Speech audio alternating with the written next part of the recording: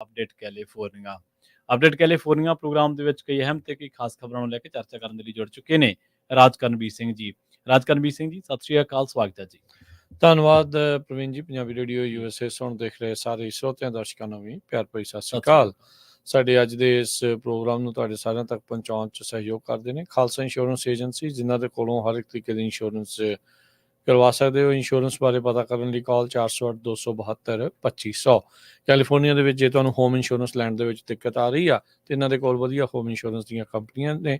ਇਹਨਾਂ ਦੇ ਨਾਲ ਇਹਨਾਂ ਤੋਂ ਕੋਟ ਲੈਣ ਦੇ ਲਈ ਜਾਂ ਹੋਰ ਜਾਣਕਾਰੀ ਲਈ call 408-272-2500। Tirkiana immigration law firm, US immigration ਦਾ ਹੋਵੇ ਕਿਸੇ ਵੀ ਤਰੀਕੇ ਦਾ ਕੰਮ, call attorney J Tirkiana 415-909-0503। Gurbachan Singh Nagra Sacramento, Harinder ਪੀਨ San Jose, Manjit Singh Fremont, Sarabjit Singh Kulwinder Kaur Dhoot, Surjit Singh Chahal Yuba City, Gurdev Singh Sohal Antelope, Sarabjit Singh Elko Nevada, Kamaljit Singh Daulatpuria Manteca, Karnail Singh Randhawa Turlock, Kuldeep Singh Sangha, Dharam Singh Sangha Bakersfield. ਸਾਰਿਆਂ ਦਾ ਧੰਨਵਾਦ। ਜੇ ਤੁਸੀਂ ਵੀ ਇਸ ਪ੍ਰੋਗਰਾਮ ਨੂੰ ਸਪਾਂਸਰ ਕਰਨਾ ਚਾਹੁੰਦੇ ਹੋ, ਸੰਪਰਕ ਕਰ ਸਕਦੇ ਹੋ 408-722-7698।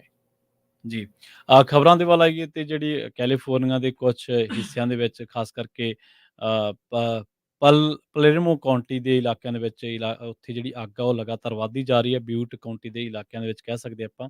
ਤੇ ਅਧਿਕਾਰੀਆਂ ਦਾ ਦਾਅਵਾ ਇਹ ਹੈ ਕਿ ਇੱਥੇ ਅੱਗ ਤੇ ਕਾਬੂ ਪਾਉਣ ਦੇ ਲਈ ਜੱਦੋਜਹਿਦ ਤਾਂ ਕੀਤੀ ਜਾ ਰਹੀ ਹੈ, ਪਰ ਬਾਵਜੂਦ ਇਸ ਦੇ ਪਲੇਰਮੋ ਤੇ ਔਰੋਵਿਲ ਦੇ ਅਜਿਹੇ ਕਈ ਰਿਹਾਇਸ਼ੀ ਇਲਾਕੇ ਨੇ ਜਿੱਥੋਂ ਰੈਜ਼ੀਡੈਂਸ ਨੂੰ ਉੱਥੋਂ ਇਵੈਕੂਏਟ ਕਰਨਾ ਪਿਆ, ਉੱਥੋਂ ਕੱਢਣਾ ਪਿਆ। 7:22 ਦੇ ਉੱਤੇ ਜਿਹੜੀ ਇਹ ਕਾਲ ਦੀ ਅੱਗ ਲੱਗਣ ਦੀ ਜਿਹੜੀ ਕਾਲ ਉਹ ਆਈ ਸੀਗੀ ਤੇ ਉਸ ਤੋਂ ਬਾਅਦ ਅੱਗ ਬੁਝਾਊ ਦਸਤੇ ਉੱਥੇ ਡਿਪਲੋਏ ਕੀਤੇ ਗਏ ਸੀਗੇ। ਅਧਿਕਾਰੀਆਂ ਦੇ ਦੱਸਣ ਦੇ ਮੁਤਾਬਕ ਦੱਸਿਆ ਜਾ ਰਿਹਾ ਕਿ ਜਿਹੜੇ ਕਈ ਵੱਡੀ ਗਿਣਤੀ ਦੇ ਵਿੱਚ ਬਲਡੋਜ਼ਰ ਤੇ ਹੋਰ ਜਿੰਨਾ ਵੀ ਇਕਵਿਪਮੈਂਟ ਹੈ, ਕ੍ਰਿਊ ਆ, ਉਹ ਉੱਥੇ ਡਿਪਲੋਏ ਕੀਤੇ ਗਏ ਨੇ। Multiple agencies from across the area ਦੱਸਿਆ ਜਾ ਰਿਹਾ ਕਿ ਉਹ ਰਿਸਪੌਂਡ ਕਰ ਰਹੀਆਂ ਨੇ ਇਸ ਅੱਗ ਨੂੰ, ਪਰ ਬਾਵਜੂਦ ਇਸ ਦੇ ਇਹਦੇ ਉੱਤੇ ਕਾਬੂ ਨਹੀਂ ਪਾਇਆ ਜਾ ਸਕਿਆ। ਜਿਹੜੇ ਕੈਲੀਫੋਰਨੀਆ ਫਾਇਰ ਡਿਪਾਰਟਮੈਂਟ ਦੇ ਨੇ ਬਿਊਟ ਯੂਨਿਟ ਦੇ ਡੈਨ ਕੋਲਿੰਸ, ਉਹਨਾਂ ਨੇ ਇਹ ਜਾਣਕਾਰੀ ਦਿੱਤੀ ਹੈ। ਉਹ ਕਹਿੰਦੇ ਕਿ ਆਉਣ ਵਾਲੇ ਸਮੇਂ ਦੇ ਵਿੱਚ ਵੈਦਰ ਤੇ ਥੰਡਰ ਸਟੋਰਮ ਦੇ ਕਰਕੇ ਜਿਹੜਾ ਇਹ ਏਰੀਏ ਦੇ ਵਿੱਚ ਹੋ ਸਕਦਾ ਹੈ ਕਿ ਮੀਂਹ ਪੈ ਜੇ ਤੇ ਉਸ ਤੋਂ ਬਾਅਦ ਸਾਨੂੰ ਅੱਗ ਤੇ ਕਾਬੂ ਪਾਉਣ ਦੇ ਵਿੱਚ ਥੋੜ੍ਹੀ ਜਿਹੀ ਮਦਦ ਤਾਂ ਜ਼ਰੂਰ ਮਿਲੂਗੀ, ਪਰ ਫਿਲਹਾਲ ਸਾਨੂੰ ਇਹ ਹੈ ਕਿ ਜਿਹੜੇ ਇਲਾਕਿਆਂ ਵੱਲ ਨੂੰ ਅੱਗ ਵੱਧ ਰਹੀ ਆ ਉੱਥੋਂ ਲੋਕਾਂ ਨੂੰ ਕੱਢਣਾ ਕਿਵੇਂ ਹੈ। ਹਾਲੇ ਤੱਕ ਬੇਸ਼ੱਕ ਇੱਥੋਂ ਦੇ ਰੈਜ਼ੀਡੈਂਸ ਨੂੰ ਕੱਢਿਆ ਤਾਂ ਗਿਆ, ਇਵੈਕੂਏਟ ਤਾਂ ਕੀਤਾ ਗਿਆ, ਪਰ ਕਿਸੇ ਤਰ੍ਹਾਂ ਦੇ ਕੋਈ ਜ਼ਖਮੀ ਜਾਂ ਕਿਸੇ ਤਰ੍ਹਾਂ ਦੇ ਕੋਈ ਜਾਨੀ ਨੁਕਸਾਨ ਦੀ ਜਿਹੜੀ ਖਬਰ ਆ ਉਹ ਨਹੀਂ ਮਿਲੀ ਹੈ।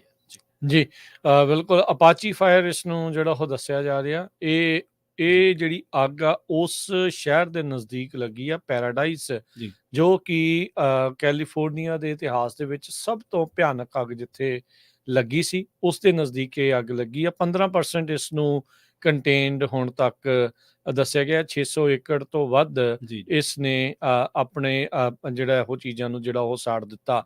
2018 ਦੇ ਵਿੱਚ ਜਿਹੜੀ ਕੈਂਪ ਫਾਇਰ ਆ ਪੈਰਾਡਾਈਸ ਦੇ ਟਾਊਨ ਦੇ ਵਿੱਚ ਲੱਗੀ ਸੀ, ਇਹ ਪਲਰਮੋ ਦੇ ਨਾਲੋਂ 30 ਮੀਲ ਮਹਿਜ ਜਿਹੜਾ ਉਹ ਦੂਰ ਆ।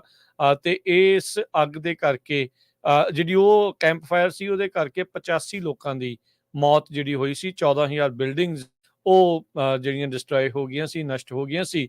26,000 ਜਿਹੜੇ ਰੈਜ਼ੀਡੈਂਟਸ ਉੱਥੇ ਜਿਹੜੇ ਰਹਿਣ ਵਾਲੇ ਸੀ ਉਹ ਘਰੋਂ ਬੇਘਰ ਹੋ ਗਏ ਸੀ। ਹੁਣ ਹੌਲੀ ਹੌਲੀ ਜਿਹੜੇ ਆ ਉੱਥੇ ਦੁਬਾਰਾ ਮੁੜ ਵਸੇਵਾ ਜਿਹੜਾ ਉਹ ਹੋਣਾ ਸ਼ੁਰੂ ਹੋ ਰਿਹਾ ਹੈਗਾ। ਸੋ ਇਹ ਅੱਗਾਂ ਇਸ ਵਾਰ ਬਹੁਤ ਲੱਗ ਰਹੀਆਂ। ਕੱਲ ਜਿਹੜਾ ਮੀਂਹ ਪਿਆ ਆ ਤੇ ਕਈ ਥਾਵਾਂ ਦੇ ਉੱਤੇ ਜਿਹੜੇ ਥੰਡਰਸਟਾਰਮ, ਬਿਜਲੀ ਡਿੱਗੀ ਆ, ਉਹਦੇ ਕਰਕੇ ਵੀ ਅੱਗਾਂ ਹੋਰ ਜਿਹੜੀਆਂ ਉਹ ਲੱਗਣ ਦੀ ਸੰਭਾਵਨਾ ਪ੍ਰਗਟਾਈ ਜਿਹੜੀ ਉਹ ਜਾ ਰਹੀ ਆ। ਸੋ ਹੋਪਫੁਲੀ ਭਾਈ ਬਚਾ ਰਵੇ ਤੇ ਬਾਕੀ ਆਪਣੇ ਆਲੇ ਦੁਆਲੇ ਨੂੰ ਕਲੀਨ ਅਪ ਰੱਖੋ ਤੇ ਐਮਰਜੈਂਸੀ ਦੇ ਲਈ, ਕਿਸੇ ਵੀ ਤਰੀਕੇ ਦੀ ਐਮਰਜੈਂਸੀ ਦੇ ਲਈ ਆਪਣੇ ਆਪ ਨੂੰ ਤੁਸੀਂ ਤਿਆਰ ਵੀ ਰੱਖੋ। ਤੇ ਅਗਲੀ ਜਿਹੜੀ ਖਬਰ ਆ ਉਸ ਦੇ ਉੱਤੇ ਗੱਲ ਕਰਦੇ ਜਾਈਏ। ਕੈਲੀਫੋਰਨੀਆ ਦੇ ਵੋਟਰਸ ਚਾਹੁੰਦੇ ਨੇ ਵੀ ਜਿਹੜੇ ਡਿਸਟ੍ਰਿਕਟ ਅਟਰਨੀਜ਼ ਆ ਜਾਂ ਜਿਹੜੇ ਸ਼ੈਰਿਫਸ ਆ ਉਹਨਾਂ ਦੀਆਂ ਟਰਮ ਲਿਮਿਟਸ ਜਿਹੜੀਆਂ ਆ ਉਹ ਹੋਣੀਆਂ ਚਾਹੀਦੀਆਂ ਆ। ਬਰਕਲੀ ਦੇ ਦੁਆਰਾ ਕਰਾਈ ਗਈ ਇੱਕ ਪੋਲ ਦੇ ਵਿੱਚ ਇਹ ਚੀਜ਼ ਜਿਹੜੀ ਉਹ ਸਾਹਮਣੇ ਆਈ ਆ। 5,000 ਰਜਿਸਟਰਡ ਵੋਟਰਸ ਨੂੰ ਸਰਵੇ ਕੀਤਾ ਗਿਆ UC ਬਰਕਲੀ the institute of ਗਵਰਨਮੈਂਟਲ studies ਦੇ ਦੁਆਰਾ, ਜਿਹਦੇ ਵਿੱਚੋਂ 3/4 75% ਤੋਂ ਵੱਧ ਲੋਕਾਂ ਨੇ ਇਹ ਕਿਹਾ ਵੀ ਜਿਹੜੀਆਂ ਟਰਮ ਲਿਮਿਟਸ ਆ ਉਹ ਸੈੱਟ ਹੋਣੀਆਂ ਚਾਹੀਦੀਆਂ ਆ। ਕੱਲਾ ਕੈਲੀਫੋਰਨੀਆ ਹੀ ਨਹੀਂ, ਕਾਂਗਰਸ ਦੇ ਵਿੱਚ ਵੀ ਇਸ ਦੇ ਉੱਤੇ ਜਿਹੜੀ ਚਰਚਾ ਹੁੰਦੀ ਰਹੀ ਆ। ਕਈ ਪੋਲੀਟੀਸ਼ੀਅਨ ਆ ਕੇ ਗੱਲਾਂ ਕਰਦੇ ਰਹਿੰਦੇ ਆ, ਪਰ ਜਦੋਂ ਉਹਨਾਂ ਦੀ ਆਪਣੀ ਕੁਰਸੀ ਦੀ ਸੱਤਾ ਦੀ ਗੱਲ ਆਉਂਦੀ ਆ ਤਾਂ ਇੱਥੇ ਵੀ ਆਪਾਂ ਇਹ ਦੇਖਦੇ ਹਾਂ ਵੀ ਉਹ ਕੁਰਸੀ ਛੱਡਣ ਨੂੰ ਧਿਆਨ ਨਹੀਂ ਆ। ਕਾਊਂਟੀ ਸੁਪਰਵਾਈਜ਼ਰਸ ਦੇ ਲਈ ਉਹ ਕਹਿੰਦੇ ਆ ਵੀ ਟਰਮਸ ਜਿਹੜੀਆਂ ਉਹ ਛੋਟੀਆਂ ਕੀਤੀਆਂ ਜਾਣੀਆਂ ਚਾਹੀਦੀਆਂ। 77% ਲੋਕ ਕਹਿੰਦੇ ਆ, 77% ਹੀ ਕਹਿੰਦੇ ਡਿਸਟ੍ਰਿਕਟ ਅਟਾਰਨੀਜ਼ ਦੀਆਂ ਜਿਹੜੀਆਂ ਲਿਮਿਟ ਆ, ਟਰਮ ਲਿਮਿਟ ਜਿਹੜੀ ਆ ਉਹ ਹੋਣੀ ਚਾਹੀਦੀ ਆ। ਤੇ ਇਸੇ ਤਰੀਕੇ ਦੇ ਨਾਲ 73% ਲੋਕ ਸ਼ੈਰਿਫਸ ਦੀ ਜਿਹੜੀ ਟਰਮ ਲਿਮਿਟ ਆ ਉਸ ਦੇ ਹੱਕ ਦੇ ਵਿੱਚ ਆ। ਐਲਏ ਕਾਊਂਟੀ ਦੇ ਵੋਟਰਸ ਦੇ ਵਿੱਚ 78% ਇਹ ਸਟਰੋਂਗਲੀ ਜਾਂ ਫੇਵਰੇਬਲੀ ਇਹ ਕਹਿੰਦੇ ਆ ਵੀ ਟਰਮ ਲਿਮਿਟਸ ਜਿਹੜੀਆਂ ਹੋਣੀਆਂ ਚਾਹੀਦੀਆਂ। ਮਹਿਜ 10% ਲੋਕ ਹੀ ਇਸ ਵਿਚਾਰ ਦੇ ਉਲਟ ਜਿਹੜੇ ਉਹ ਦੇਖੇ ਗਏ ਆ। ਐਲਏ ਕਾਊਂਟੀ ਦੇ ਸੁਪੀਰੀਅਰ ਕੋਰਟ ਦੇ ਇੱਕ ਫੈਸਲੇ ਨੇ ਜਿਹੜੀਆਂ ਟਰਮ ਲਿਮਿਟਸ ਆ ਸ਼ੈਰਿਫਸ ਦੇ ਲਈ ਉਸ ਨੂੰ ਵੋਇਡਡ ਕਰ ਦਿੱਤਾ ਸੀ, ਯਾਨੀ ਕਿ ਉਸ ਨੂੰ ਚੁੱਕ ਦਿੱਤਾ ਸੀ 2004 ਦੇ ਫੈਸਲੇ ਦੇ ਵਿੱਚ। ਤੇ ਇਸੇ ਤਰੀਕੇ ਦੇ ਨਾਲ ਡਿਸਟ੍ਰਿਕਟ ਅਟਾਰਨੀਜ਼ ਦੇ ਲਈ 2006 ਦੇ ਵਿੱਚ ਇੱਕ ਫੈਸਲੇ ਦੇ ਦੌਰਾਨ ਇਹ ਜਿਹੜੀਆਂ ਟਰਮ ਲਿਮਿਟਸ ਆ ਉਹ ਹਟਾ ਦਿੱਤੀਆਂ ਗਈਆਂ ਸੀਗੀਆਂ। ਸੋ ਕਹਿੰਦੇ ਵੀ ਅਲਾਮੀਡਾ ਕਾਊਂਟੀ ਦੇ ਕੀਥ ਕਾਰਸਨ ਜੋ ਕਿ 1992 ਦੇ ਵਿੱਚ ਪਹਿਲੀ ਵਾਰ ਇਲੈਕਟ ਹੋਏ ਸੀ, ਉਹ ਹੁਣ ਜਾ ਕੇ ਆਪਣੀ ਜਿਹੜੀ ਆ ਰਿਟਾਇਰ ਹੋਣ ਜਾ ਰਹੇ ਆ ਇਸ ਟਰਮ ਤੋਂ ਬਾਅਦ ਦੇ ਵਿੱਚ। ਇਹ ਸੂਬੇ ਦੇ ਵਿੱਚ ਸਭ ਤੋਂ ਲੌਂਗੈਸਟ ਸਰਵਿੰਗ ਕਾਊਂਟੀ ਸੁਪਰਵਾਈਜ਼ਰ ਦੇ ਵਜੋਂ ਇਤਿਹਾਸ 'ਚ ਉਹਨਾਂ ਦਾ ਨਾਮ ਦਰਜ ਆ।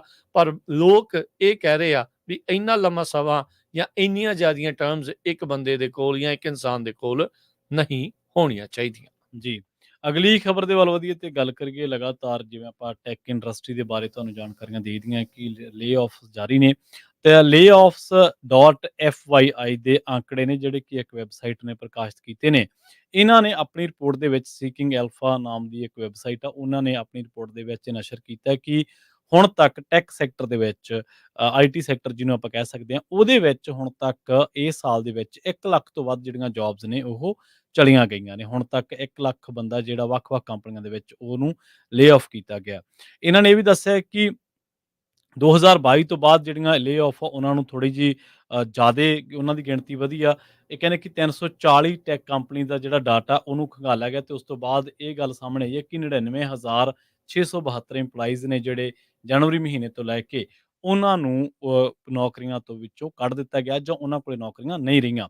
ਉਹ ਕਹਿੰਦੇ ਕਿ 2,60,000 ਜਿਹੜੀਆਂ ਟੈਕ ਪੋਜੀਸ਼ਨਸ ਨੇ ਉਹਨਾਂ ਦੇ ਉੱਤੇ ਉਹਨਾਂ ਨੂੰ ਘਟਾਇਆ ਗਿਆ। 2023 ਦੇ ਵਿੱਚ ਪ੍ਰਭਾਵ ਪਿਆ ਸੀਗਾ। 2022 ਦੇ ਵਿੱਚ 1,65,269 ਜਿਹੜੀਆਂ ਜੌਬਸ ਨੇ ਉਹਨਾਂ ਦੇ ਉੱਤੇ ਅਸਰ ਪਿਆ ਸੀ। ਉਹਨਾਂ ਜੌਬਸ ਦੇ ਉੱਤੇ ਕੰਮ ਕਰ ਰਹੇ ਲੋਕਾਂ ਨੂੰ ਜੌਬ ਦੇ ਉੱਤੋਂ ਨੌਕਰੀ ਦੇ ਕੋਲ ਉੱਤੋਂ ਜਵਾਬ ਮਿਲ ਗਿਆ ਸੀਗਾ।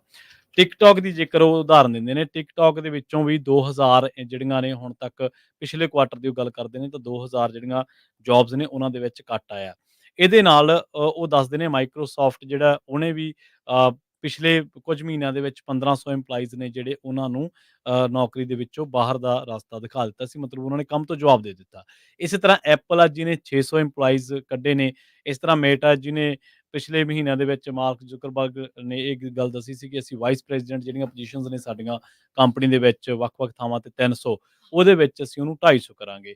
ਸੋ ਬਹੁਤ ਸਾਰੀਆਂ ਜਿਵੇਂ ਸੋਨੀ ਇੰਪਲਾਈਜ਼ ਆ ਜਾਂ ਸੋਨੀ ਦੇ ਇੰਪਲਾਈਜ਼ ਆ ਜਾਂ ਉਹ ਜਿਹੜੀਆਂ ਹੋਰ ਵੀ ਕੰਪਨੀਆਂ ਨੇ ਜਿਹੜੀਆਂ ਟੈਕ ਸੈਕਟਰ ਦੇ ਵਿੱਚ ਕੰਮ ਕਰਦੀਆਂ ਨੇ ਤਾਂ ਉਹਨਾਂ ਨੇ ਹੁਣ ਆਪਣੀਆਂ ਜੌਬਸ ਦੇ ਵਿੱਚ ਕੱਟ ਲਾਉਣਾ ਜਿਹੜਾ ਉਹ ਲਗਾਤਾਰ ਜਾਰੀ ਰੱਖਿਆ। 22 ਦੇ ਮੁਕਾਬਲੇ 23 ਦੇ ਵਿੱਚ ਵੱਧ ਨਜ਼ਰ ਆਇਆ। 23 ਦੇ ਮੁਕਾਬਲੇ ਹੁਣ 24 ਦੇ ਵਿੱਚ ਵੀ ਇਹ ਜਿਹੜੀਆਂ ਲੇ-ਆਫਸ ਦਾ ਲਗਾਤਾਰ ਜਾਰੀ ਨੇ।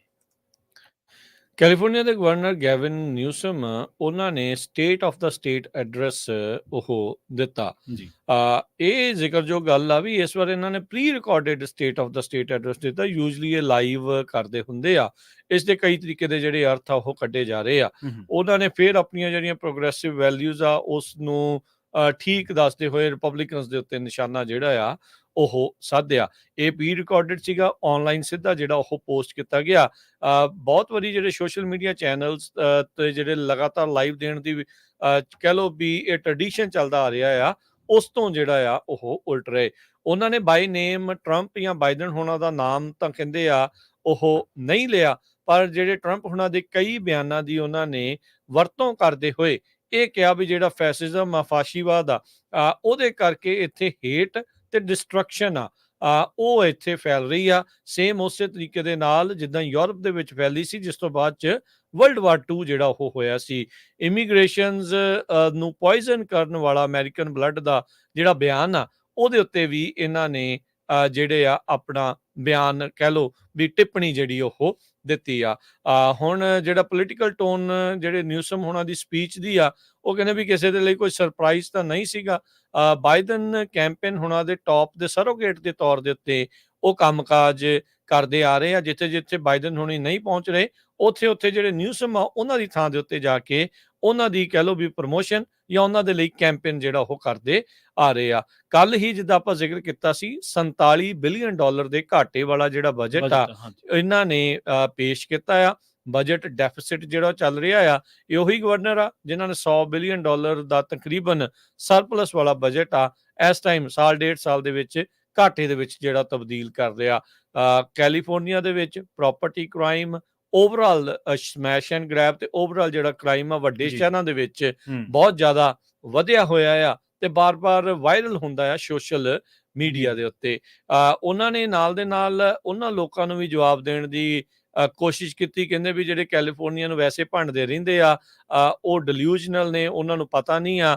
ਤੇ ਨਾਲ ਹੀ ਉਹਨਾਂ ਨੇ ਕਿਹਾ ਵੀ ਇਨਫੈਕਟ ਕੈਲੀਫੋਰਨੀਆ ਦਾ ਵਾਇਲੈਂਟ ਕ੍ਰਾਈਮ ਰੇਟ ਆ, ਉਹ ਜੋ ਕਿ 1992 ਦੇ ਵਿੱਚ ਇੱਕਦਮ ਪੀਕ ਤੇ ਸੀ, ਉਹਦੇ ਨਾਲੋਂ ਅੱਧਾ ਜਿਹੜਾ ਆ ਉਹ ਹੋ ਗਿਆ ਹੈਗਾ ਆ। ਸੋ ਉਹਨਾਂ ਨੇ ਇਹ ਵੀ ਨੋਟ ਕਰਾਇਆ ਵੀ ਅਸੀਂ ਜਿਹੜੇ ਕੈਲੀਫੋਰਨੀਆ ਹਾਈਵੇ ਪੈਟਰੋਲ ਦੇ ਆਫੀਸਰਸ ਆ, ਉਹ ਵਿਸ਼ੇਸ਼ ਤੌਰ ਦੇ ਉੱਤੇ ਓਕਲੈਂਡ ਦੇ ਵਿੱਚ ਲਾਏ ਆ, ਜਿੱਥੇ ਇਸ ਟਾਈਮ ਕ੍ਰਾਈਮ ਬਹੁਤ ਜ਼ਿਆਦਾ ਜਿਹੜਾ ਉਹ ਫੈਲਿਆ ਹੋਇਆ ਆ। ਪਰ ਲਾਈਵ ਜਿਹੜਾ state of the state address ਨਾ ਦੇਣਾ, ਉਹਦੇ ਪਿੱਛੇ ਕੀ ਕਾਰਨ ਆ? ਜੀ ਮਿਨੀਮਮ ਵੇਜ ਜਿਹੜੀ ਵਧੀ ਆ, ਉਹਦੇ ਕਰਕੇ ਜਿਹੜੇ ਬਿਜ਼ਨੈਸਿਸ ਬੰਦ ਹੋ ਰਹੇ ਆ ਜਾਂ ਛੱਡ ਰਹੇ ਆ, ਉਸ ਦੇ ਉੱਤੇ ਕੀ ਜਿਹੜਾ ਇਹ ਚਰਚਾ ਆ, ਇਹ ਸਾਰੀਆਂ ਜਿਹੜੀਆਂ ਚੀਜ਼ਾਂ ਉਹ ਇਸ ਟਾਈਮ ਸਾਹਮਣੇ ਜਿਹੜਾ ਉਹ ਆ ਰਿਹਾ ਆ। ਸੋ ਕੈਲੀਫੋਰਨੀਆ ਨੂੰ ਰਿਪਬਲਿਕਨਸ ਫੇਲਡ ਸਟੇਟ ਦੇ ਤੌਰ ਦੇ ਉੱਤੇ ਜਿਹੜਾ ਉਹ ਦੱਸਦੇ ਆ। ਯੂਜਲੀ ਟ੍ਰੈਡੀਸ਼ਨ ਇਹ ਹੁੰਦਾ ਹੈ ਵੀ ਜਦ ਇਹ ਆਪਣਾ ਬਿਆਨ ਦੇ ਕੇ ਜਾਂ ਆਪਣੀ ਜਿਹੜੇ ਭਾਸ਼ਣ ਦੇ ਕੇ ਹਟਦੇ ਆ, ਤਾਂ ਦੂਜੇ ਧਿਰ ਦੇ ਲੋਕਾਂ ਨੂੰ ਇਸ ਦਾ ਰਿਬਟਲ ਕਰਨ ਦਾ ਜਿਹੜਾ ਉਹ ਮੌਕਾ ਮਿਲਦਾ ਹੈ ਜਦੋਂ ਇਹ ਲਾਈਵ ਹੁੰਦਾ ਹੈ। ਜਦੋਂ ਵੀ ਕੋਈ ਕਰਦਾ ਆ, ਤੇ ਇਸ ਵਾਰ ਇਹਨਾਂ ਨੇ ਲਾਈਵ ਨਾ ਕਰਕੇ ਉਹ ਵੀ ਟ੍ਰੈਡੀਸ਼ਨ ਤੋਂ ਜਿਹੜਾ ਉਹ ਪਰੇ ਹੋਏ ਆ। ਕੀ ਇਹ ਪੋਲੀਟੀਕਲ ਡਿਵਾਈਸਿਵਨੈਸ ਜਾਂ ਇਹਨਾਂ ਨੂੰ ਕੋਈ ਡਰ ਸੀਗਾ ਜਿਸ ਕਰਕੇ ਇਹਨਾਂ ਨੇ ਲਾਈਵ ਨਹੀਂ ਕੀਤਾ? ਜੀ ਅਗਲੀ ਖਬਰ ਦੇ ਵੱਲ ਵਧੀਏ ਤੇ ਮਾਪੇ ਸਾਰੇ ਜਿਹੜੇ ਉਹ ਚਿੰਤਤ ਰਹਿੰਦੇ ਨੇ ਸਕੂਲਾਂ ਦੇ ਵਿੱਚ ਮਾਹੌਲ ਨੂੰ ਲੈ ਕੇ ਆਪਣੇ ਬੱਚਿਆਂ ਦੇ ਨਾਲ ਕੀ ਕੁਝ ਵਾਪਰਿਆ ਉੱਥੇ। ਮੋਡੈਸਟੋ ਦੀ ਖਬਰ ਆ, ਮੋਡੈਸਟੋ ਸਿਟੀ ਸਕੂਲਸ ਦੇ ਜਿਹੜੇ EMPLOYEES ਨੇ ਉਹਨਾਂ ਦੇ ਵਿੱਚੋਂ ਇੱਕ ਨੂੰ ਅਰੈਸਟ ਕੀਤਾ ਗਿਆ ਬੱਚਿਆਂ ਦੇ ਨਾਲ ਜਿਸਮਾਨੀ ਸ਼ੋਸ਼ਣ ਦੇ ਇੱਕ ਮਾਮਲੇ ਦੇ ਵਿੱਚ। ਇਸ ਮਾਮਲੇ ਦੇ ਵਿੱਚ ਕਾਉਂਟੀ ਜਿਹੜੇ ਸ਼ੈਰਿਫ ਡਿਪਾਰਟਮੈਂਟ ਆ ਉਹਨੇ ਜਿਹੜੀ ਜਾਣਕਾਰੀ ਦਿੱਤੀ ਆ, ਉਹ ਕਹਿੰਦੇ ਕਿ 63 ਸਾਲਾ ਇੱਕ ਕੈਵਿਨ ਮੌਰਗਨ ਹੈ ਜਿਹਨੂੰ ਇਹਨਾਂ ਮਾਮਲਿਆਂ ਦੇ ਵਿੱਚ ਅਰੈਸਟ ਕੀਤਾ ਗਿਆ। ਉਹ ਇੱਕ ਅੰਡਰ ਕਵਰ ਡਿਟੈਕਟਿਵ ਜਿਹੜਾ ਸੀਗਾ, ਉਹਨੇ ਇੱਕ ਮਾਮਲੇ ਦੀ ਜਾਂਚ ਦੇ ਦੌਰਾਨ ਇਹ ਦੇਖਿਆ ਕਿ ਮੌਰਗਨ ਜਿਹੜਾ ਉਹ ਬੱਚਿਆਂ ਨੂੰ ਬਹਿਲਾ ਫੁਸਲਾ ਕੇ, ਜਿਵੇਂ ਆਪਾਂ ਕਹਿ ਦਿੰਦੇ ਹਾਂ, ਜਾਂ ਉਹਨਾਂ ਨੂੰ ਕਿਸੇ ਵੀ ਤਰੀਕੇ ਦੇ ਨਾਲ ਉਹਨਾਂ ਨੂੰ ਗਲਤ ਤਰੀਕੇ ਨਾਲ ਛੂੰਹਦਾ ਸੀਗਾ। ਉਹਦੀ ਅਟੈਂਸ਼ਨ ਸਹੀ ਨਹੀਂ ਸੀਗੀ ਤੇ ਇੱਕ ਬੱਚੇ ਨੂੰ ਉਹਨੇ ਇੱਕ ਪਾਰਕ ਦੇ ਵਿੱਚ ਵੀ ਸੱਦਿਆ ਸੀਗਾ। ਬਾਅਦ ਦੇ ਵਿੱਚ ਕੀ ਹੋਇਆ ਕਿ ਜਦੋਂ ਮੌਰਗਨ ਦੀ ਜਾਂਚ ਕੀਤੀ ਗਈ, ਲਗਾਤਾਰ ਇਨਵੈਸਟੀਗੇਸ਼ਨ ਕੀਤੀ ਜਾ ਰਹੀ ਸੀਗੀ, ਤਾਂ ਉਦੋਂ ਮੌਰਗਨ ਨੂੰ ਅਰੈਸਟ ਕੀਤਾ ਗਿਆ ਤੇ ਜਿਹੜੇ ਉਹਦੇ ਕੋਲੋਂ ਇਲੈਕਟ੍ਰੋਨਿਕ ਡਿਵਾਈਸ ਜਿਹੜੀਆਂ ਲੱਭੀਆਂ ਗਈਆਂ ਸੀ, ਪੁਲਿਸ ਨੇ ਬਰਾਮਦ ਕੀਤੀਆਂ ਸੀਗੀਆਂ, ਉਹਨਾਂ ਦੀ ਵੀ ਫੋਰੈਂਸਿਕ ਜਿਹੜੀ ਸਕਰੀਨਿੰਗ ਆ ਉਹਦੀ ਕੀਤੀ ਗਈ ਤੇ ਪਤਾ ਲੱਗਿਆ ਕਿ ਇਹਦਾ ਜਿਹੜਾ ਇੰਟਰਨੈਟ ਤੇ ਇਹ ਜੋ ਵੀ ਚੀਜ਼ਾਂ ਰੱਖਦਾ ਸੀ ਜਾਂ ਇਹਦੇ ਲੈਪਟਾਪ ਦੇ ਵਿੱਚ, ਉਹ ਵੀ ਜਿਹੜੀ ਉਹਦੇ ਸਮੱਗਰੀ ਜਿਹਨੂੰ ਆਪਾਂ ਕਹਿ ਦਿੰਦੇ ਹਾਂ, ਜਾਂ ਉਹ ਜਿਹੜਾ ਡਾਟਾ ਉਹ ਕੋਈ ਬਹੁਤਾ ਸਹੀ ਨਹੀਂ ਸੀਗਾ। ਇਹਦੇ ਤੇ ਹੋਰ ਸ਼ੱਕ ਹੋਇਆ ਤੇ ਬਾਅਦ ਦੇ ਵਿੱਚ ਇਨਵੈਸਟੀਗੇਸ਼ਨ ਜਿਹੜੀ ਆਨਗੋਇੰਗ ਰਹੀ ਤੇ ਹੁਣ ਇਹਨੂੰ ਅਰੈਸਟ ਕਰ ਲਿਆ ਗਿਆ ਮੌਰਗਨ ਨੂੰ। ਤਾਂ ਜਿਹੜੇ ਇਹ ਸਕੂਲ ਦੀ ਜਿਹੜੀ ਇਹ ਘਟਨਾ ਵਾਪਰੀ ਹੈ, ਕੈਂਪਸ ਸੁਪਰਵਾਈਜ਼ਰ ਸੀਗਾ ਉਹ mark Twain junior high school ਦੇ ਵਿੱਚ। ਤੇ ਮੋਡੈਸਟੋ ਜਿਹੜੀ ਜਿੰਨੇ ਵੀ ਸਕੂਲਸ ਆਉਂਦੇ ਨੇ, ਮੋਡੈਸਟੋ ਸਿਟੀ ਸਕੂਲਸ ਦੇ ਵਿੱਚ ਜਿੰਨੇ ਵੀ ਸਕੂਲ ਨੇ, ਤਾਂ ਉਹਨਾਂ ਨੇ ਕਿਹਾ ਕਿ ਸਾਨੂੰ ਇਸ ਘਟਨਾ ਨੇ ਸ਼ਰਮਸਾਰ ਕੀਤਾ। ਅਸੀਂ ਫਿਰ ਵੀ ਆਪਣੇ EMPLOYEES ਨੂੰ ਲਗਾਤਾਰ ਮੋਰਲ ਜਿਹੜੀਆਂ ਚੀਜ਼ਾਂ ਨੇ ਉਹ ਸਿਖਾਉਂਦੇ ਰਹਿੰਦੇ ਹਾਂ, ਐਥਿਕਸ ਸਿਖਾਉਂਦੇ ਰਹਿੰਦੇ ਹਾਂ, ਪਰ ਫਿਰ ਵੀ ਉਹ ਕਹਿੰਦੇ ਕਿ ਜਿਹੜੀ ਇਹ ਘਟਨਾ ਵਾਪਰੀ ਹੈ ਇਹਦੇ ਨਾਲ ਅਸੀਂ ਸ਼ਰਮਿੰਦਾ ਕਿ ਸਾਡੇ ਸਕੂਲ ਦੇ ਵਿੱਚ ਇਹ ਜਿਹੜੀ ਵਾਰਦਾਤ ਵਾਪਰੀ ਆ। ਤੇ ਨਾਲ ਹੀ ਉਹਨਾਂ ਨੇ ਮਾਪਿਆਂ ਨੂੰ ਕਿਹਾ ਕਿ ਆਪਣੇ ਬੱਚਿਆਂ ਦੇ ਨਾਲ ਜਾਂ ਅਧਿਆਪਕਾਂ ਦੇ ਨਾਲ ਤੁਸੀਂ ਗੱਲਬਾਤ ਕਰਦੇ ਰਿਹਾ ਕਰੋ ਜਦੋਂ ਕੋਈ ਵੀ ਚੀਜ਼ ਅਜਿਹੀ ਵਾਪਰੀ ਹੈ ਜਿਹੜੀ ਤੁਹਾਨੂੰ ਗਵਾਰਾ ਨਹੀਂ ਹੈ।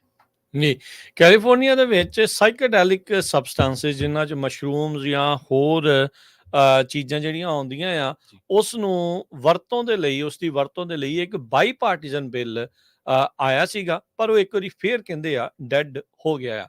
3 counties San Francisco, San Diego ਤੇ ਸੈਂਟਾ ਕਰੂਜ਼ ਦੇ ਵਿੱਚ ਕਹਿੰਦੇ ਵੀ ਜਿਹੜੀਆਂ ਕੁਝ ਫੈਸਿਲਿਟੀਜ਼ 3 ਸਾਲ ਦੇ ਲਈ ਚਲਾਉਣ ਦੀ ਇਸ ਦੇ ਵਿੱਚ ਪ੍ਰੋਵੀਜ਼ਨ ਸੀਗੀ, ਮੱਦ ਸੀਗੀ, ਜਿਸ ਦੇ ਵਿੱਚ ਵੈਟਰਨਸ ਤੇ ਜਿਹੜੇ ਸਾਬਕਾ ਫਸਟ ਰਿਸਪੌਂਡਰਸ ਆ ਉਹਨਾਂ ਨੂੰ ਸਾਈਕੇਡੈਲਿਕ ਮਸ਼ਰੂਮਸ ਜਾਂ ਸਾਈਬਿਨ ਜਿਹੜੀ ਦਵਾਈ ਆ ਉਹ ਸਾਈਕੇਡੈਲਿਕ ਹੀ ਹੁੰਦੀ ਆ, ਉਹ ਦਿੱਤੀ ਜਾ ਸਕਦੀ ਆ ਲਾਇਸੈਂਸਡ ਫਿਜ਼ੀਸ਼ੀਅਨ ਦੀ ਸੁਪਰਵਿਜ਼ਨ ਦੇ ਅਧੀਨ। ਉਹ ਅੱਜ ਕਮੇਟੀ ਦੇ ਵਿੱਚ ਡੈਡ ਹੋ ਗਿਆ। Senator John Becker Menlo Park Democrat party ਵੱਲੋਂ ਤੇ ਬ੍ਰਾਇਨ ਜੋਨਸ ਸੈਨ ਡਿਏਗੋ ਤੋਂ ਰਿਪਬਲਿਕਨ ਪਾਰਟੀ ਵੱਲੋਂ ਉਹਨਾਂ ਨੇ ਜਿਹੜਾ ਬਿੱਲ ਆ ਉਹ ਲਿਆਂਦਾ ਸੀ, ਜਿਸ ਦਾ ਨਾਮ ਇਹਨਾਂ ਨੇ ਹੀਲ ਓਵਰ ਹੀਰੋਜ਼ ਐਕਟ ਰੱਖਿਆ ਸੀਗਾ। ਪਰ ਕਹਿੰਦੇ ਵੀ ਇਹੀ ਦੇਖਿਆ ਗਿਆ ਆ ਵੀ ਕਮੇਟੀ ਦੇ ਵਿੱਚ ਇੱਕ ਹੋਰ ਜਿਹੜਾ ਬਿੱਲ ਇਸੇ ਤਰੀਕੇ ਦਾ ਪਿਛਲੇ ਮਹੀਨੇ ਵੀ ਡੈਡ ਜਿਹੜਾ ਉਹ ਹੋ ਗਿਆ ਸੀਗਾ। ਸੋ 17 ਕਹਿੰਦੇ ਵੀ ਵੈਟਰਨਸ ਹਰ ਵੀਕ ਸੁਸਾਈਡ ਦੇ ਨਾਲ ਮਰ ਰਹੇ ਆ। ਇਹ ਅਨਅਸੈਪਟੇਬਲ ਆ ਤੇ ਇਹਨਾਂ ਦੇ ਇਲਾਜ ਦੇ ਲਈ ਜਿਹੜਾ ਇੱਕ ਵੱਖਰਾ ਕੰਮ ਆ ਉਹ ਹੋਣਾ ਚਾਹੀਦਾ ਆ। ਆਲਰੇਡੀ ਜੇ ਦੇਖਿਆ ਜਾਵੇ ਤਾਂ ਸਿਟੀ ਲੈਵਲ ਦੇ ਉੱਤੇ ਬਰਕਲੇ, ਓਕਲੈਂਡ, ਸੈਨ ਫਰਾਂਸਿਸਕੋ ਤੇ ਸੈਂਟਾ ਕਰੂਜ਼ ਵਰਗੇ ਸ਼ਹਿਰਾਂ ਨੇ ਜਿਹੜਾ ਆ ਸਾਈਕੇਡੈਲਿਕ ਮਸ਼ਰੂਮਸ ਆ ਉਹਨਾਂ ਨੂੰ ਡੀਕ੍ਰਿਮੀਨਲਾਈਜ਼ ਜਿਹੜਾ ਉਹ ਕਰ ਰਹੇ ਆ, ਵੋਟ ਪਾਈ ਆ। ਤੇ ਜਿਸ ਦੇ ਕਰਕੇ ਤੁਸੀਂ ਉੱਥੇ ਪੋਜੈਸ਼ਨ ਜਾਂ ਇਹਨਾਂ ਦੀ ਸਬਸਟੈਂਸਿਸ ਦੀ ਵਰਤੋਂ ਜਿਹੜੀ ਆ ਉਹ ਕਰ ਸਕਦੇ ਆ।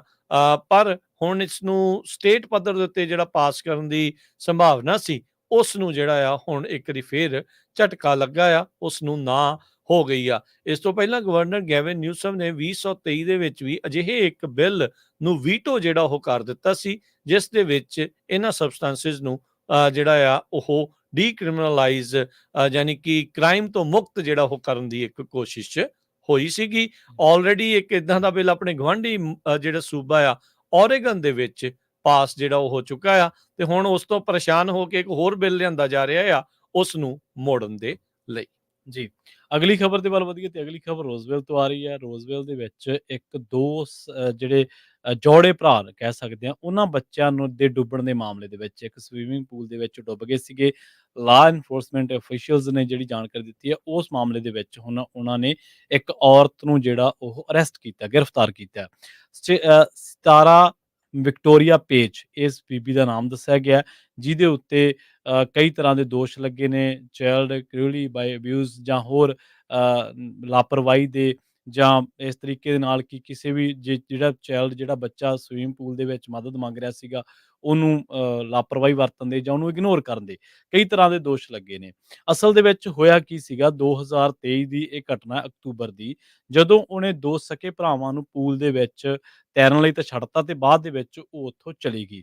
ਇਹਨਾਂ ਬੱਚਿਆਂ ਦੀ ਉਮਰ 2 ਸਾਲ ਦੇ ਨੇੜੇ-ਤੇੜੇ ਦੱਸੀ ਜਾ ਰਹੀ ਹੈ, ਤੇ ਉਹਨੇ ਬਾਅਦ ਦੇ ਵਿੱਚ ਉਹਨਾਂ ਦੀ ਕੋਲੇ ਰਹਿਣ ਦੀ ਬਜਾਏ ਜਾਂ ਉਹਨਾਂ ਨੂੰ ਫਸਟ ਏਡ ਦੇਣ ਦੀ ਬਜਾਏ 5 ਮਿੰਟ ਤੱਕ ਉਹ ਉਹਨਾਂ ਤੋਂ ਦੂਰ ਰਹੀ, ਜਾਂ 5 ਮਿੰਟ ਤੱਕ ਉਹ ਪਹੁੰਚੀ ਨਹੀਂ। ਉਸ ਤੋਂ ਬਾਅਦ ਉਹਨੇ 911 ਨੂੰ ਕਾਲ ਕੀਤੀ ਕਿ ਬੱਚੇ ਅਨਕੌਂਸ਼ੀਅਸ ਫੀਲ ਕਰ ਰਹੇ ਆ। 911 ਤੇ ਜਦੋਂ ਕਾਲ ਕੀਤੀ ਤਾਂ ਹਸਪੀਟਲ ਪਹੁੰਚਾਇਆ ਗਿਆ, ਤੇ ਉੱਥੇ ਉਹਨਾਂ ਨੇ ਬੱਚਿਆਂ ਨੂੰ, ਦੋਨਾਂ ਨੂੰ ਭਰਾਵਾਂ ਨੂੰ ਮ੍ਰਿਤਕ ਐਲਾਨ ਦਿੱਤਾ। 2 ਸਾਲ ਉਹਨਾਂ ਦੀ ਉਮਰ ਸੀਗੀ, ਤੇ ਇਹ ਜਿਹੜੀ ਘਟਨਾ ਵਾਪਰੀ ਹੈ, ਇਹ ਘਟਨਾ ਵਾਪਰੀ ਹੈ ਕੇਅਰ ਗਿਵਰਸ ਇੱਕ ਹੋਮ ਆ, ਉੱਥੇ ਇਹ ਘਟਨਾ ਵਾਪਰੀ ਹੈ ਸੈਕਰਾਮੈਂਟੋ ਕਾਉਂਟੀ ਦੇ ਵਿੱਚ। ਹੁਣ ਚਾਈਲਡ ਪ੍ਰੋਟੈਕਟਿਵ ਸਰਵਿਸਿਜ਼ ਦੇ ਨਾਲ ਉਹ ਰਿਲੇਟਡ ਦੱਸਿਆ ਜਾ ਰਿਹਾ, ਤੇ ਉੱਥੇ ਉਹਨਾਂ ਦੋਨਾਂ ਭਰਾਵਾਂ ਨੂੰ ਉਹਨਾਂ ਦੇ ਮਾਪੇ ਛੱਡ ਗਏ ਸੀਗੇ।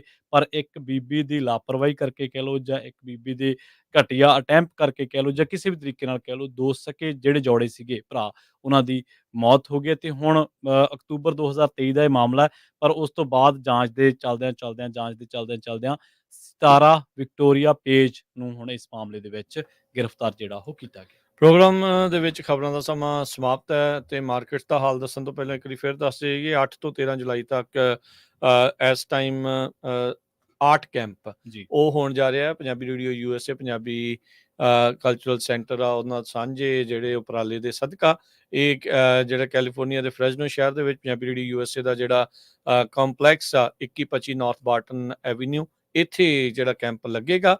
5 ਰੋਜ਼ਾ ਇਹ ਕੈਂਪ ਹੋਵੇਗਾ 8 ਤੋਂ 13 ਜੁਲਾਈ ਤੱਕ, ਜਿਸ ਦੇ ਵਿੱਚ 18 ਸਾਲ ਤੱਕ ਦੀ ਉਮਰ ਦੇ ਜਿਹੜੇ ਬੱਚੇ ਆ ਉਹ ਭਾਗ ਲੈ ਸਕਦੇ ਆ। ਆਪਣੇ ਬੱਚੇ ਨੂੰ ਤੁਸੀਂ ਰਜਿਸਟਰ ਕਰਵਾ ਸਕਦੇ ਹੋ, ਉਸ ਦੇ ਲਈ ਕਾਲ ਕਰ ਸਕਦੇ ਹੋ ਰਜਿਸਟਰ ਕਰਵਾਉਣ ਦੇ ਲਈ। ਨੰਬਰ 408-272-5200 ਜਾਂ 408-722-7698, 4087227698 ਦੇ ਉੱਤੇ। ਤੇ ਹੁਣ ਮਾਰਕੀਟ ਦਾ ਜੇ ਤੁਹਾਨੂੰ ਜਾਂਦੇ ਜਾਂਦੇ ਦੱਸਦੇ ਜਾਈਏ, ਅੱਜ ਜਿਹੜਾ ਡਾਓ ਜੋਨ ਆ ਉਸ ਦੇ ਵਿੱਚ 299 ਪੁਆਇੰਟਾਂ ਦੀ ਗਿਰਾਵਟ ਦਰਜ ਹੋਈ, 39,112 ਤੇ ਬੰਦ ਹੋਇਆ। S&P 21 ਪੁਆਇੰਟ ਵੱਧ ਕੇ 5400 ਤੇ 69 ਦੇ ਉੱਤੇ, ਤੇ ਜਿਹੜਾ ਨੈਸਡੈਕ ਆ ਉਹ 221 ਪੁਆਇੰਟ ਵੱਧ ਕੇ 17,718 ਦੇ ਉੱਤੇ। ਸੋਨੇ ਦਾ ਭਾਅ $2331 ਪ੍ਰਤੀ ਆਉਂਸ, ਕੱਚੇ ਤੇਲ ਦੀ ਕੀਮਤ $81 ਪ੍ਰਤੀ barrel, 10-year yield 4.25%, crypto currency Bitcoin 61785, ਇਥੀਰੀਅਮ $3391 ਦੇ ਬਰਾਬਰ ਚੱਲ ਰਿਹਾ ਹੈ। ਜੇ ਇਸੇ ਤਰ੍ਹਾਂ ਜੇ ਕਰੰਸੀ ਦੀ ਗੱਲ ਕਰੀਏ ਤਾਂ $1 ਦੀ ਕੀਮਤ ਕੈਨੇਡਾ ਦੇ $1 ਤੇ 37 ਸੈਂਟ ਦੇ ਬਰਾਬਰ ਰਹੀ ਹੈ। ਇਸੇ ਤਰ੍ਹਾਂ ਇੰਡੀਆ ਦੇ 83 ਰੁਪਏ 43 ਪੈਸੇ ਦੇ ਬਰਾਬਰ ਰਹੀ ਹੈ ਤੇ ਪਾਕਿਸਤਾਨ ਦੇ 278 ਰੁਪਏ 81 ਪੈਸਿਆਂ ਦੇ ਬਰਾਬਰ $1 ਦੀ ਕੀਮਤ ਰਹੀ ਹੈ। ਜੀ, ਇੱਥੇ ਪ੍ਰੋਗਰਾਮ ਦੀ ਸਮਾਪਤੀ। ਮੇਰੇ ਰਾਜਕਮਲ ਸਿੰਘ ਵੱਲੋਂ ਤੇ ਪ੍ਰਵੀਨ ਸ਼ਰਮਾ ਵੱਲੋਂ ਸਭ ਨੂੰ ਪਿਆਰ ਭਰੀ ਸਤਿ ਸ਼੍ਰੀ ਅਕਾਲ। ਸੁਣਦੇ ਰਹੋ, ਦੇਖਦੇ ਰਹੋ ਪੰਜਾਬੀ ਰੇਡੀਓ USA।